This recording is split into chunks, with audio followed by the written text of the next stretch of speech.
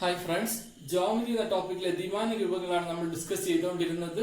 അതുമായിട്ട് ബന്ധപ്പെട്ടുള്ള പോയിന്റ്സുകൾ നമ്മൾ കഴിഞ്ഞ ക്ലാസ്സിൽ ഡിസ്കസ് ചെയ്തു. ഇന്ന് നമുക്ക് അതുമായിട്ട് ബന്ധപ്പെട്ട പ്രോബ്ലംസ് നോക്കാം. ഓക്കെ, ഫസ്റ്റ് ഒന്നാമത് നമ്മൾ നോക്കാൻ പോകുന്നത് ത്രികോണത്തിലെ പ്രോബ്ലംസ് ആണ്. ഓക്കെ, നമുക്ക് ക്വസ്റ്റിലേക്ക് കിടക്കാം.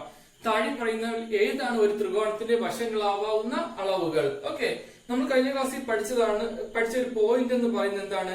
ഒരു ത്രികോണത്തിലെ ചെറിയ വശങ്ങളുടെ അളവുകളുടെ തുക എന്ന് പറയുന്നത് എന്താണ് ആയിരിക്കണം?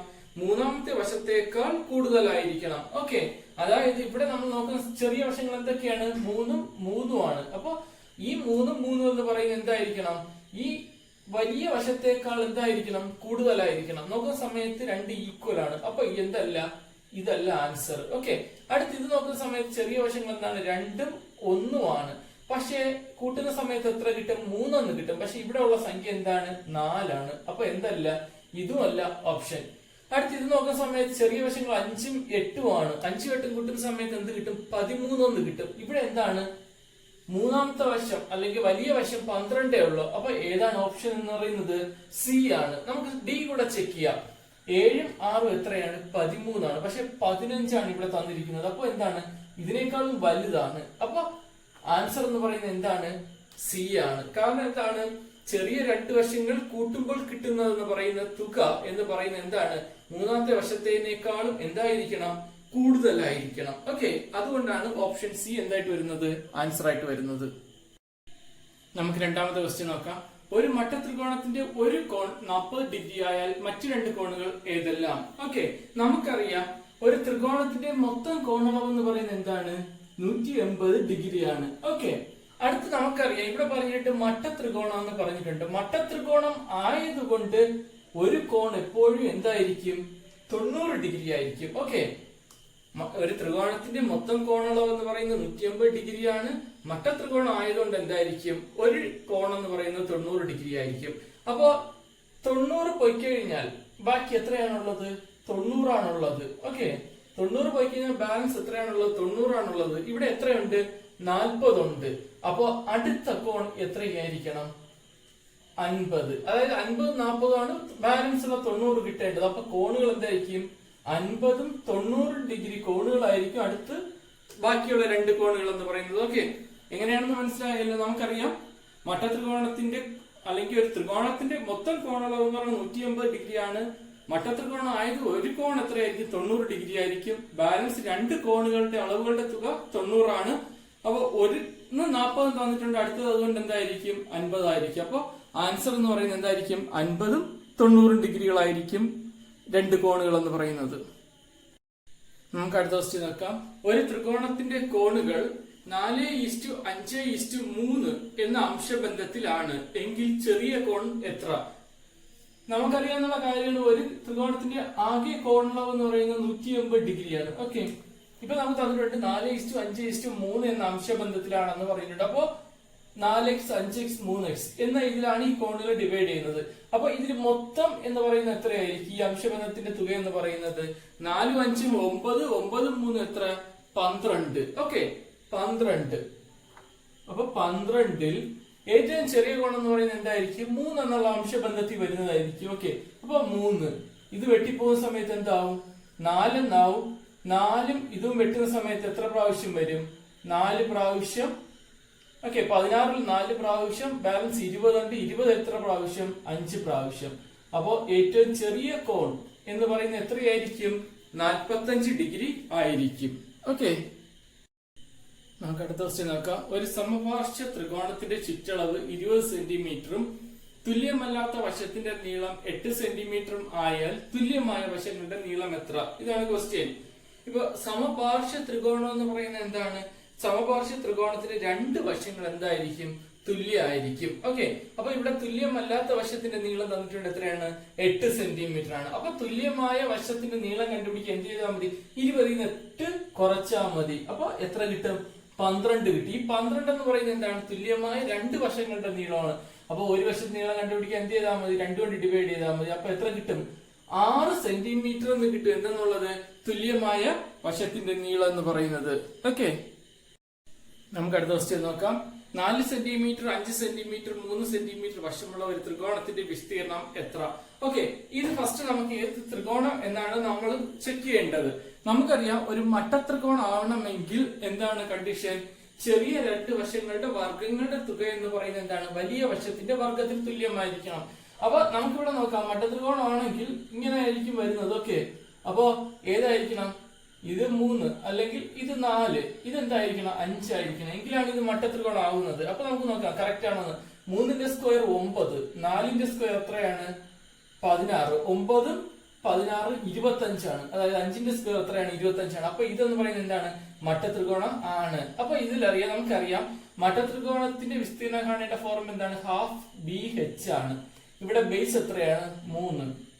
ഹാഫ് ഇൻറ്റു 3 ഇൻറ്റു ഹൈറ്റ് എത്രയാണ്? 4. ഓക്കെ, അപ്പൊ ഈ 2ഉം 4ഉം വെട്ടിപ്പോകുമ്പോ 2 കിട്ടും. 3ഉം 2 എത്രയെന്ന് കിട്ടും? 6 സെന്റിമീറ്റർ സ്ക്വയർ എന്ന് കിട്ടും. എന്തെന്ന് പറയുന്നത്? ഈ ത്രികോണത്തിന്റെ വിസ്തീർണം എന്ന് പറയുന്നത്. ഓക്കെ, നമുക്ക് അടുത്ത ക്വസ്റ്റ്യൻ നോക്കാം. ഒരു ത്രികോണത്തിന്റെ വശങ്ങൾ തമ്മിലുള്ള അംശബന്ധം 1/5:1/3:1/4, ത്രികോണത്തിന്റെ ചുറ്റളവ് 94 സെന്റിമീറ്റർ ആയാൽ ചെറിയ വശം എത്ര? ഓക്കെ, നമുക്കിവിടെ ഭിന്നസംഖ്യയിലാണ് തന്നിരിക്കുന്നത്. അതിന് നമ്മൾ ഫസ്റ്റ് മാറ്റണം. അതിനെന്താണ് ചെയ്യേണ്ടത്? 5, 3, 4 ഇതിന്റെ LCM എടുക്കണം. LCM എടുക്കുന്ന സമയത്ത് എത്രയെന്ന് കിട്ടും? 60 എന്ന് കിട്ടും. ഓക്കെ, എന്നിട്ട് എന്ത് ചെയ്യണം? 60നെ, അതായത് LCM എത്രയെന്ന് കിട്ടി? LCM 60 എന്ന് കിട്ടി. ഇനി എന്ത് ചെയ്യണം? 60 കൊണ്ട് ഓരോന്നിനെയും മൾട്ടിപ്ലൈ ചെയ്യണം. അപ്പൊ 60 ഇൻറ്റു 1/5 ഈസ്റ്റു 60 ഇൻറ്റു 1/3 ഈസ്റ്റു 60 ഇൻറ്റു 1/4. ഓക്കെ, 60നെ 5 കൊണ്ട് ഡിവൈഡ് ചെയ്യുമ്പോൾ നമുക്ക് എത്രയെന്ന് കിട്ടും? 12 എന്ന് കിട്ടും. ഓക്കെ, 12. 60നെ 3 കൊണ്ട് ഡിവൈഡ് ചെയ്യുമ്പോൾ എത്രയെന്ന് കിട്ടും? 20 എന്ന് കിട്ടും. 60നെ 4 കൊണ്ട് ചെയ്യുന്ന സമയത്ത് എത്രയെന്ന് കിട്ടും? 15 എന്ന് കിട്ടും. ഓക്കെ, അപ്പൊ നമുക്ക് കിട്ടി പുതിയ അംശബന്ധം എന്ന് പറയുന്നത് എത്രയാണ്? 12:20:15 എന്ന് കിട്ടി. ഇനി ഈ അംശബന്ധം വെച്ചിട്ട് നമുക്ക് നോക്കുന്ന സമയത്ത് എത്രയാണ് വരുന്നത്? കൂട്ടി നോക്കാം. 12ഉം 20 എത്രയാണ്? 32 ആണ്. 32ഉം 15ഉം 47 ആണ് വരുന്നത്. ഓക്കെ, ഇത് കൂട്ടുന്ന സമയത്ത്, ഈ അംശബന്ധങ്ങൾ കൂട്ടുന്ന സമയത്ത് 47 ആണ്. നമുക്ക് ഇവിടെയുള്ള ചുറ്റളവ് എത്രയാണ്? 94 ആണ്. അതായത് ഇതിന്റെ ഇരട്ടിയാണ്. ഓക്കെ, അപ്പൊ നമുക്ക് എന്തായിരിക്കും? ഈ അംശബന്ധത്തിനെയും എന്ത് ചെയ്യണം? 2 കൊണ്ട് ഗുണിക്കണം. അപ്പൊ ഏറ്റവും ചെറിയ വശം തന്നിട്ട് ഈ അംശബന്ധം എത്രയാണ്? 12 ആണ്. അപ്പൊ 12നെ 2 കൊണ്ട് ഗുണിക്കുന്നതായിരിക്കും എന്തെന്ന് പറയുന്നത്? ഏറ്റവും ചെറിയ വശമായിട്ട് വരുന്നത്. അപ്പൊ 12 2 കൊണ്ട് ഗുണിച്ചാൽ എത്ര കിട്ടും? 24 സെന്റിമീറ്റർ എന്ന് കിട്ടും. ഓക്കെ, ഇതെല്ലാവർക്കും മനസ്സിലായല്ലോ. ഫസ്റ്റ് നമ്മൾ എന്ത് ചെയ്തു? അംശബന്ധം എടുത്തിട്ട് കൂട്ടി നോക്കിയപ്പോഴേ എന്ത് ചെയ്യുന്നില്ല? തന്നിരിക്കുന്ന ചുറ്റളവിന് എത്തുന്നില്ല. എത്തണമെങ്കിൽ എന്തായിരിക്കണം? ഓരോ വാല്യൂയും ഡബിൾ ആയിരിക്കണം. അതുകൊണ്ട് ചെറിയ വശം 12 ആണ്. അതിന്റെ ഡബിൾ എടുത്ത് എത്രയെന്ന് കിട്ടി? 24 എന്ന് കിട്ടി ഇതിന്റെ ആൻസർ. ഓക്കെ, നമുക്ക് അടുത്ത ക്വസ്റ്റ്യൻ നോക്കാം. ഒരു സമഭുജ ത്രികോണത്തിന്റെ ഒരു വശം 4 സെന്റിമീറ്റർ ആയാൽ വിസ്തീർണം എത്ര? ഇതാണ് ക്വസ്റ്റ്യൻ. നമുക്കറിയാവുന്ന കാര്യമാണ്, ഒരു സമഭുജ ത്രികോണത്തിന്റെ എല്ലാ വശങ്ങളും എന്തായിരിക്കും? തുല്യമായിരിക്കും. ഓക്കെ, അങ്ങനെയുള്ള ത്രികോണത്തിന്റെ വിസ്തീർണം കാണേണ്ട ഫോർമുല എന്ന് പറയുന്നത് എന്താണ്? ഇവിടെ നമുക്ക് തന്നിട്ടുണ്ട് ഒരു വശം എത്രയും തന്നിട്ടുണ്ട്? 4 സെന്റിമീറ്റർ എന്ന് പറഞ്ഞ് തന്നിട്ടുണ്ട്. അതിന്റെ ഫോർമുല എന്ന് പറയുന്നത് എന്താണ്? √3a²/4 ആണ്. ഓക്കെ, അതായത് സമഭുജ ത്രികോണത്തിന്റെ വിസ്തീർണം കാണേണ്ട ഫോർമുല എന്ന് പറയുന്നത് എന്താണ്? √3a²/4 ആണ്. ഇവിടെ നമുക്കറിയാം എ എന്ന് പറയുന്നതാണ് എന്തെന്ന് പറയുന്നത്? 4 സെന്റിമീറ്റർ എന്ന് പറയുന്നത്. അപ്പൊ a² എന്ന് പറയുന്നത് എത്രയായിരിക്കും? 4 × 4 ആയിരിക്കും. Okay, 4 × 4 divide by 4. അപ്പൊ എന്ത് ചെയ്യും? ഓരോ 4 വെട്ടിപ്പോവും. ആൻസർ എന്ന് കിട്ടും 4√3 എന്തെന്ന് കിട്ടും? സെന്റിമീറ്റർ സ്ക്വയർ എന്ന് കിട്ടും. എന്തെന്ന് പറയുന്നത്? ഈ സമഭുജ ത്രികോണത്തിന്റെ വിസ്തീർണം എന്ന് പറയുന്നത്. ഓക്കെ, നമുക്ക് അടുത്ത ക്വസ്റ്റ്യൻ നോക്കാം.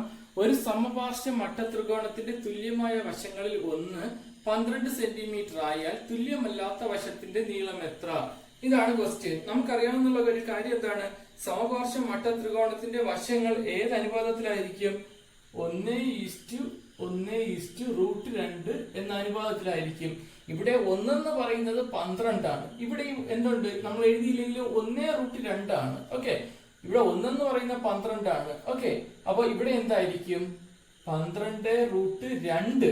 ഓക്കെ, അതായത് 1:1 എന്താണ് √2 എന്ന അനുപാതത്തിലാണ്.